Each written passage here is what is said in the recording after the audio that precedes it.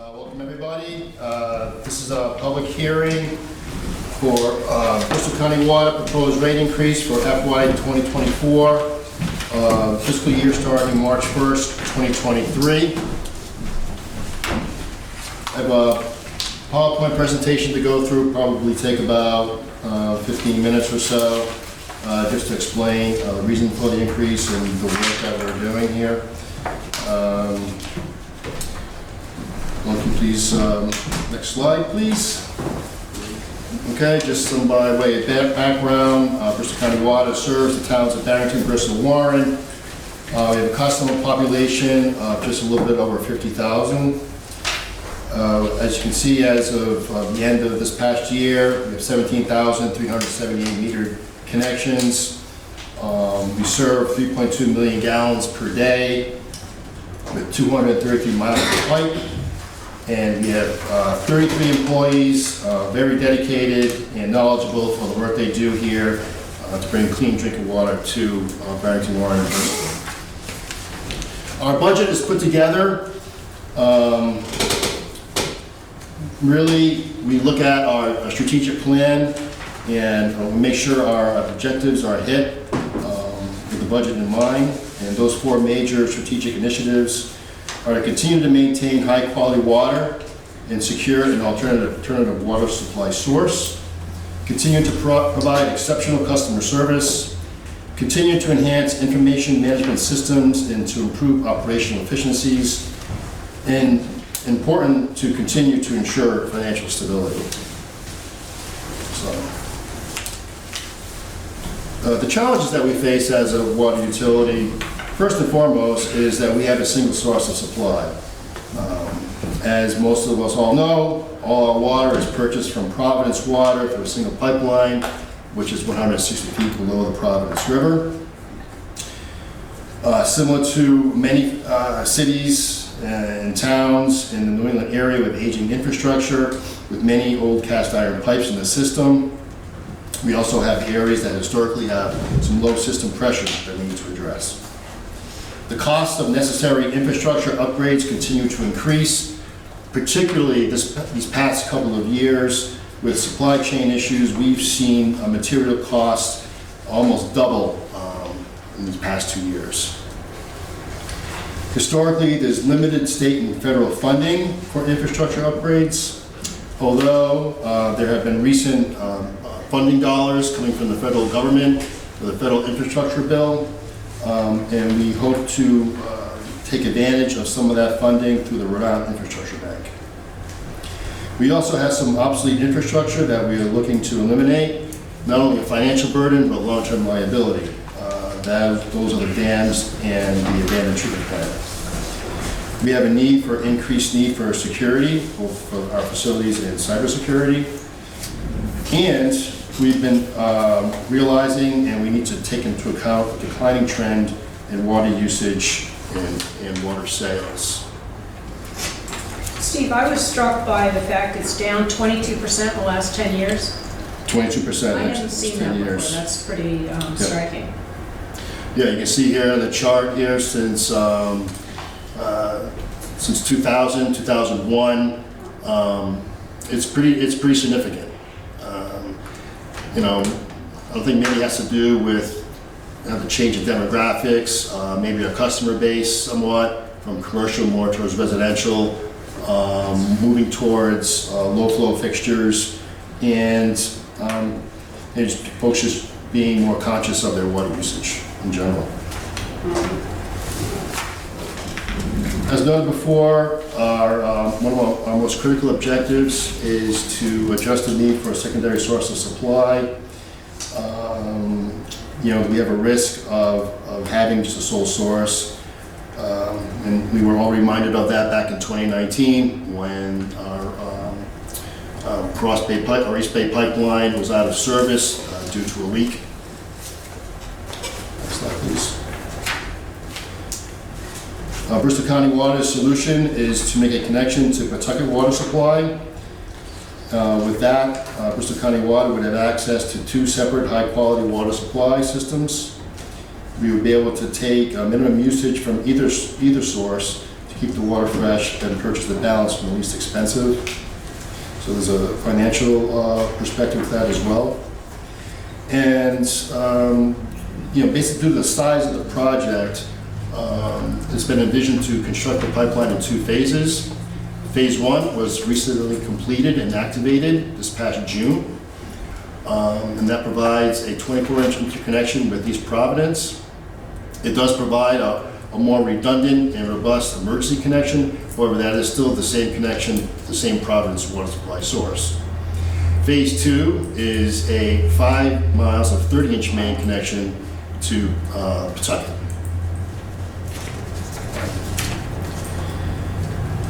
So phase 1 was just recently completed. The construction contract value was $6.9 million, and that was completed for $1 million less than the construction contract value. As noted before, it does provide us more a reliable emergency interconnection, but is still connected to the same water supply source. This just gives a map overview. It's kind of difficult to see, but this is phase 1 here. East Providence has a under the river pipeline. This is Bristol County's pipeline. Bristol County's line starts here at Pawtucket Avenue near Silver Spring Golf Course on Pawtucket Avenue, East Providence, and heads south towards Barrington. And this is the 24-inch connection that was made at the tank sites in East Providence.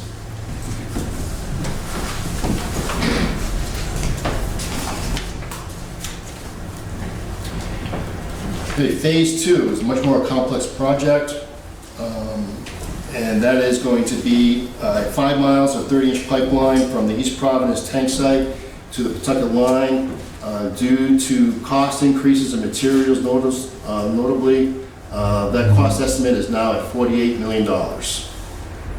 It is a completely separate, high-quality supply. Once it is activated, we'll be able to use both Providence and Pawtucket. At this point, 30% design has been complete, and I would say estimate that the design is probably around the 50% stage at this time.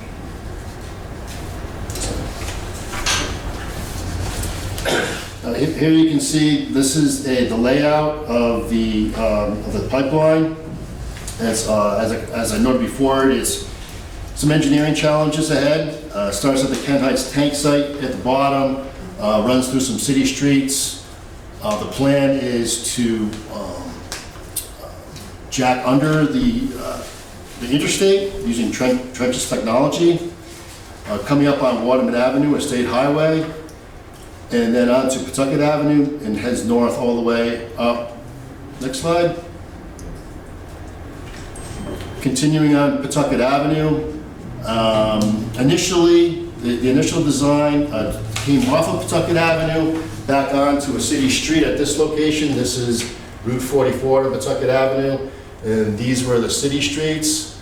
The idea being getting off the state highway due to traffic concerns. However, during 30% design, it was found that these streets are somewhat fairly narrow, and they are loaded with underground utilities, and would really make the job really kind of cost prohibitive somewhat.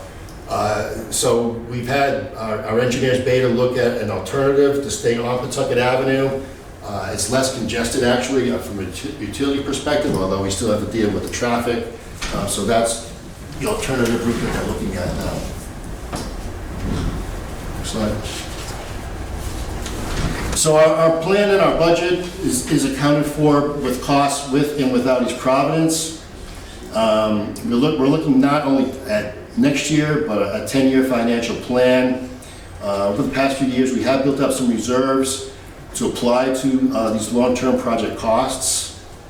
Our budget also does not take into account at this time any state or federal funds or the commitment from East Providence. At this point in time, we have to budget at the most conservative level. As noted before, we have applied to Rhode Island Infrastructure Bank to take advantage of some of the infrastructure money that's come down from the federal government, and hopefully the timing will be right when this project is ready to go out to bid. I should note also, although East Providence has agreed to cost share in the design of phase 2, which is estimated at $1.5 million. So we would share 750. Next slide. I have a graph here showing the debt service currently at 2024. As the current debt service kind of comes off, but the new debt service, particularly to fund the $48 million Pawtucket Pipeline project.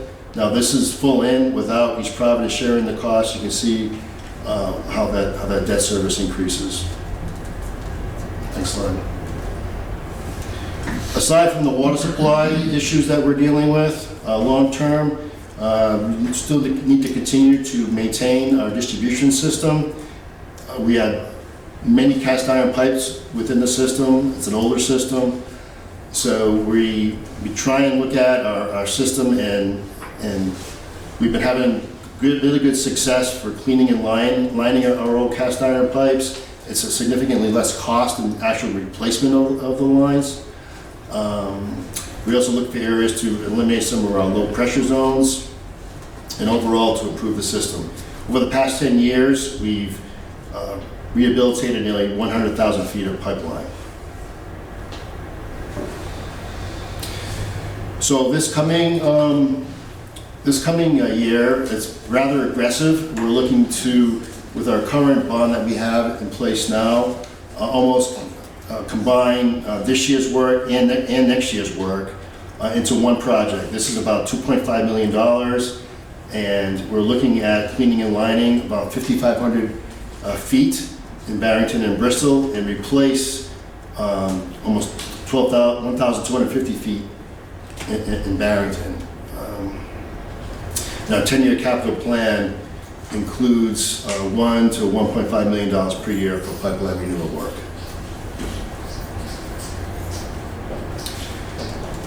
Also, to improve pressure in the system, recently we've done some pipeline improvements.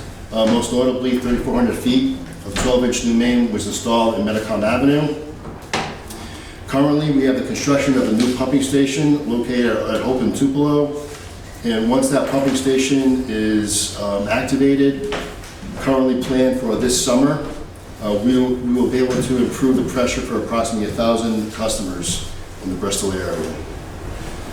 Our 10-year capital plan also includes funding for an additional expansion of the high pressure zone, where we'll be able to add some additional customers to improve that pressure. Some slides of the ongoing construction of the Hope Street Pump Station. For facility planning, we have to plan for the demolition of obsolete treatment facilities and the removal of the Kickamure Reservoir dams. This past fall, we finally received our project approvals from CRMC and the U.S. Army Corps for the lower dam. The upper dam is still in the permit phase with DEM wetlands, and we're hoping to resolve all the permitting with them this spring. The plan is to put the lower dam project out to bid this spring. The project's been widely supported by many environmental groups, and we have received over $2.8 million in grant funding to recover the majority of the costs associated with the dam removal projects. Also, we're looking at moving forward with demolition of the abandoned plant. We're moving forward with phase 1, which I've highlighted on this plan. It includes the tanks and the piping behind the buildings. That project is currently out to bid, with bids due next week. Just a rundown of our FY24 capital budget. We've included $1.75 million for continuing the Pawtucket Pipeline Phase 2 design. That's $2 million for the Hope Street Pump Station, $2.5 million for water main rehab, about $500,000 miscellaneous system improvements, $295,000 vehicles and equipment, and $785,000 for facility improvements, notably a new roof of this building here. The operation and maintenance budget for FY24 is an increase of 5.25% from last year's budget. increases due to inflation, like everybody else. Running a business, we're experiencing higher costs, like in utility rates, healthcare costs have gone up 10%, and we have an increase in pension contributions. It's mainly due to the low returns in the stock market. We kind of balance off the budget a little bit though. We have some decreases on some line items and professional service fees, postage and billing savings, and some O&M costs. But the budget's all put together in mind to continue to maintain a high level of service.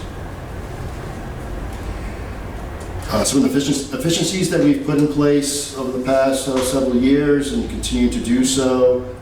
We have a new metering system, addition of a customer portal for various pay options, and we're looking to expand on that. Looking at different packages for that. These modifications to pump stations, added VFDs for power usage.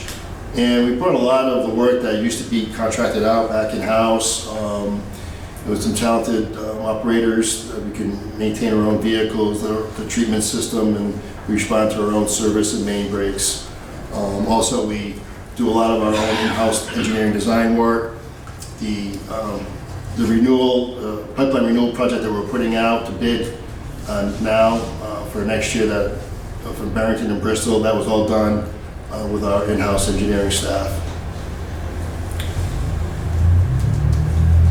It's a breakdown of the overall budget and where the revenue is going. So basically, really the capital is the main driver for the budget. It makes up 40%. 23% goes to employee salaries and benefits. 18% is our purchase of Providence Water, and 19% is remaining O&M expenses. So the budget was approved by the board in December 7th. The O&M budget for exceeded $9.5 million, and the capital budget was $7.89 million.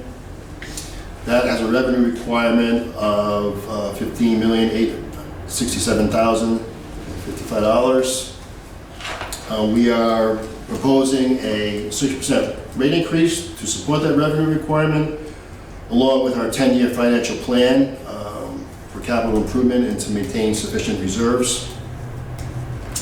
The average residential cost increase with the 6% increase is $38 per year, or $3.17 per month. In summary, the budget meets our strategic plan objectives. It's to secure long-term water supply, like a pipeline project, infrastructure projects for improved water quality and reliability, continue to provide outstanding customer service using the latest meter technology, ensure financial stability by maintaining reserves for bonding, and to reduce future rate increases and accounts for reductions in consumption. That concludes my presentation. Very good job. Steve, excellent information. Are you going to put this up on the website? I should note this has been up on the website for 2 weeks. Oh, good. You're ahead of me. We put it up right after we had public notice, the public hearing. The only piece of information I found myself wondering as I went through this was which areas of Bristol will have improved water pressure when that new pumping station goes down?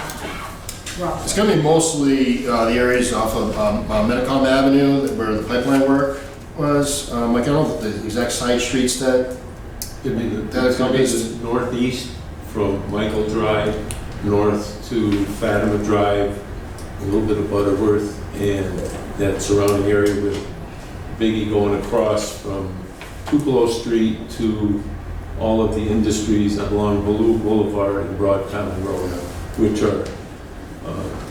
So that's the only thing I would add. Yeah, it's basically I know it's hard to describe, but Bristol's like the ridge. Right. Medicom's higher than it should go down, so it's the areas of the higher elevation that experience a low system pressure. Steve, I have one question outside of this. As you ride around and you hear about things, for instance, Warren is supposedly getting a big housing project on Child Street. Barrington is going to turn over that university, the college. Bristol's got a bunch of various things. How are we going to, I'm sure we're going to have enough water, but how does that meld into our projections of increasing the number of customers we have? That would be hundreds of customers. Yeah. Is there somebody planning for that? Well, I think we have plenty of water for it. So I mean, how do we plan in our budgets to say we're going to have, let's estimate 500 new customers over the next 5 years or 3 years or whatever it is? I think that's what I would call a bluebird. A who? A bluebird. It flies in and you didn't expect it and it's nice. I don't know that we can plan for it in the budget, and with water use down by 20% in the last 10 years, we clearly have plenty of water. We could sell more. I agree, but how do we project that to say we're going to, our receipts will be going up hopefully? Yeah, by that? but I don't think we're budgeting for, to conservatively budget. We're not taking those into account at this time. Because Those projects could just never start to begin with, so how do you know if they would start? and at the same time, water use could continue to go down. Some of them are gathering money already. With the CDC and such, the economic development people are. To be conservative in a budget, you usually go high on the expenses and low on the revenue. Which is why when we did the budget with the rate increase, we budgeted for Pawtucket these projects not to be in the program.